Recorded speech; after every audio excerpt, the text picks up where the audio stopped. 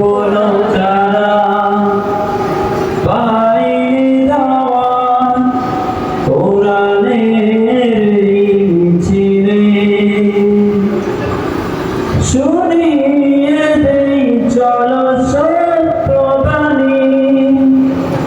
শুনিয়ে দেই চলো সত্যবাণী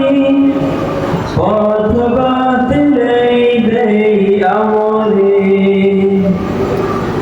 বলে দেই বুকে টেনে জান্নাতে একা আমি যাব না তো ভাই